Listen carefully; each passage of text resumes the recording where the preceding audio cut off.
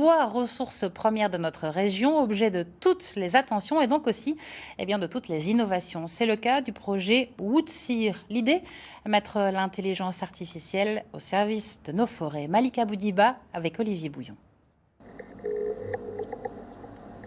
Pour connaître la densité d'un tronc ou d'une grume, ainsi que les cicatrices à l'intérieur, il suffit de passer par un scanner, comme ici, sauf qu'on appelle cela un tomographe. Le tomographe à rayon X permet également de remonter dans le temps. On va avoir accès à tout le passé de l'arbre, depuis sa naissance, le centre, jusqu'au moment où il a été abattu. On voit les petites branches qui poussent et qui vont vraiment vers l'extérieur. Là voilà, elle est petite et en fait elle va s'agrandir, s'agrandir, s'agrandir. Elle s'arrête, elle a été élaguée, puis celle-ci par contre voilà. Là elle sort, voilà.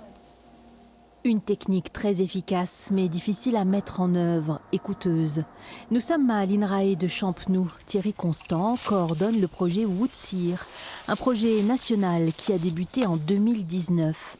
Objectif, permettre à la filière forêt-bois de bénéficier des informations sur chaque grume, en particulier sur la qualité. À défaut d'un scanner à emmener au pied de chaque arbre, les chercheurs utilisent d'autres instruments.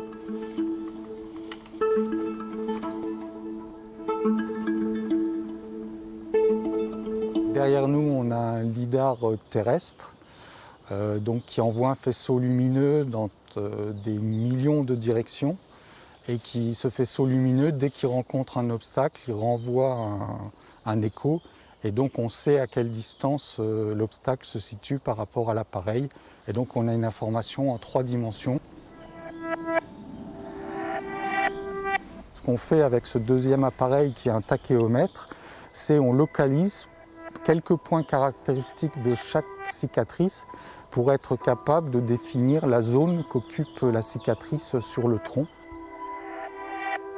Les données recueillies vont servir à entraîner une intelligence artificielle à reconnaître ces cicatrices.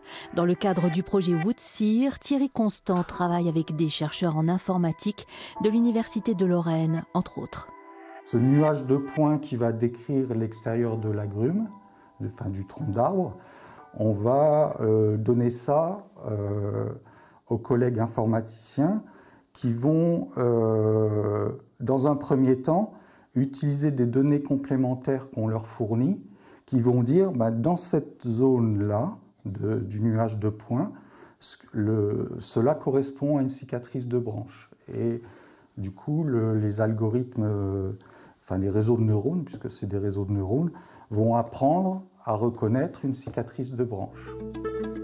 Sur cette image, différentes essences d'arbres. En jaune, les points où les algorithmes ont trouvé le même résultat que les experts forestiers. À ce stade, l'œil de l'expert ne met que quelques minutes là où il faut une journée pour prendre les mesures d'un seul arbre avec le lidar. L'idée à terme serait de permettre aux acheteurs de faire des choix sur les places de vente ou même directement au pied des arbres grâce à des outils mobiles.